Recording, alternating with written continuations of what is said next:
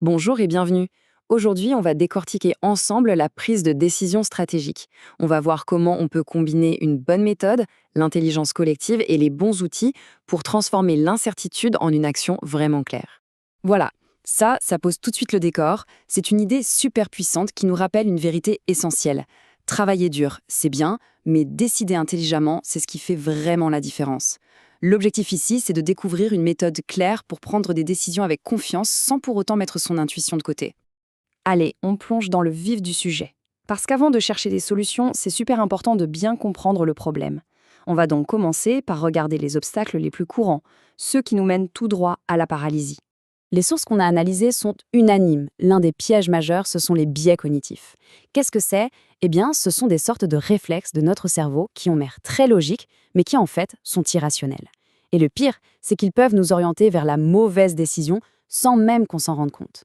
Ce sont un peu des forces invisibles qui nous tirent vers le bas. On a par exemple la fameuse paralysie par l'analyse, quand on réfléchit tellement qu'on finit par ne plus rien faire du tout, ou encore le biais d'engagement, qui nous fait nous entêter sur un projet qui ne marche pas juste parce qu'on y a déjà mis beaucoup d'énergie. Reconnaître ces pièges, eh bien c'est la toute première étape pour réussir à les éviter. Et ça nous amène à un point qui est absolument crucial.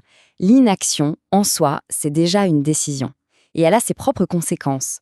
Ne pas choisir, c'est souvent laisser le hasard ou les autres décider à notre place, ce qui est rarement une bonne stratégie. Bon, maintenant qu'on a vu le problème, passons à la solution.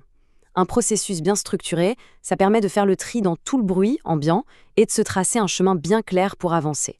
Alors voici ce fameux cadre en 6 étapes.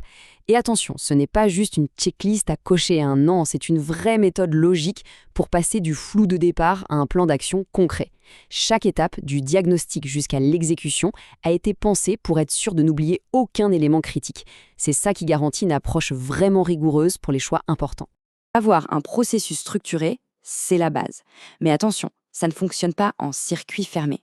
Les meilleurs décideurs, ce sont ceux qui savent comment jongler entre différentes approches en fonction de la situation. Ce tableau nous montre 3 grands styles de décision. D'abord, le rationnel, très analytique, basé sur les faits. Ensuite, l'intuitif, rapide, basé sur l'expérience, indispensable dans l'urgence. Et enfin, le collectif, qui tire sa force de la diversité des points de vue. La vraie compétence, au fond, c'est de savoir quel style utiliser ou comment les mélanger en fonction du contexte. Et pour muscler cette approche rationnelle, aujourd'hui on a un allié de taille.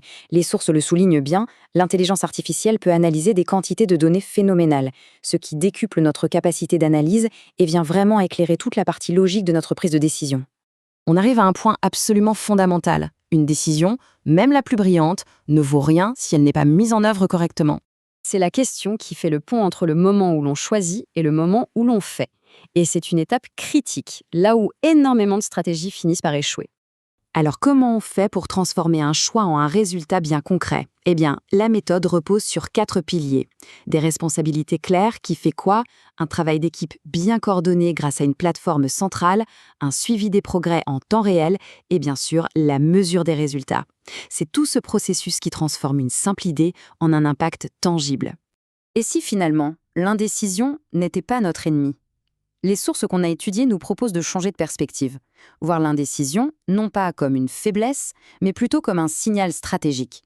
Bien sûr, elle devient un obstacle si elle nous paralyse, mais elle peut être un signal précieux si elle nous pousse à analyser plus en profondeur. C'est en quelque sorte une pause pour mieux avancer. Cette dernière phrase résume tout en fait. L'idée, ce n'est pas de chercher la certitude absolue, qui n'existe jamais. C'est de chercher à avoir une clarté suffisante pour pouvoir agir. Il ne faut jamais l'oublier. La qualité d'une vie professionnelle est directement liée à la qualité des décisions qu'on y prend. Alors, quelle sera la prochaine décision qui sera abordée avec plus de clarté grâce à cette méthode? C'est une excellente analyse à partager avec son équipe.